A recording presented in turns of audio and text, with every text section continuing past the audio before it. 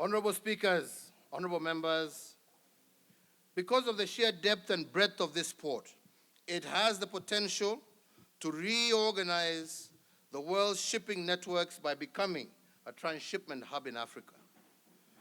Transshipment hubs are ports that allow large vessels that are unable to access destined ports of call due to their size. There are only 5 transshipment hubs globally, and the Port of Lamu has the potential, honorable members, of becoming the 6th.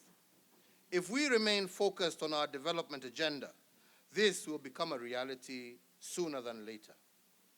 There is another strategic niche in the Port of Lamu that is also futuristic. This port is placed right in the middle of the manufacturing hub of the Asia continent in the east and the heart of consumption in the west. The distance, honorable members, for example, between Shanghai, the manufacturing hub of the east, and Rotterdam, a major consumption port in the west, is approximately 12,000 nautical miles. But the distance between Rotterdam and Lamu is only 6,000 nautical miles. If we were to make the coastal region an outsourced manufacturing hub for Western products, the Port of Lamu has the potential to cut the price of these products by half. And this would be based purely on shipping costs because the Port of Lamu is half the distance to the west compared to the Port of Shanghai. If we are to see the Port of Lamu through these futuristic lenses, we will exploit our geographical advantages to make an imprint on global trade.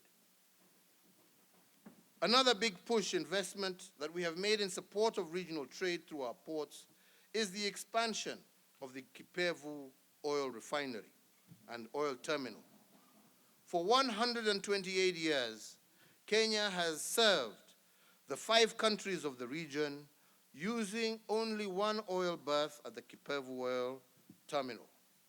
This single oil berth could only handle 1 vessel at a time, and for the most part, it took 1 vessel days to offload its fuels. This meant that other vessels in the queue to offload had to wait, incurring huge demurrage charges and penalties by oil marketers. The resultant cost of these inefficiencies are borne by the Kenyan consumer, which overall makes our economy uncompetitive.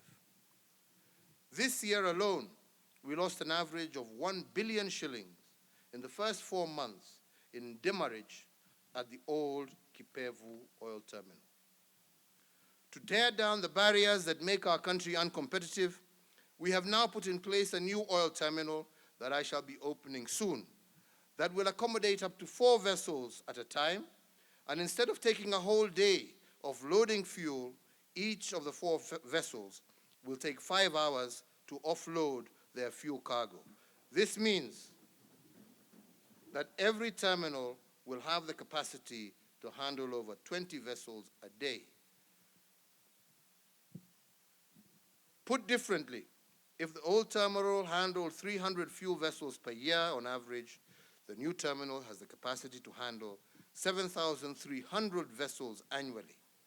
Coupled with the improved transportation system connecting Kenya with its neighbors, the expanded capacity will boost our regional trade as well as remove the cost of demurrage and penalties that the Kenyan consumer has to pay.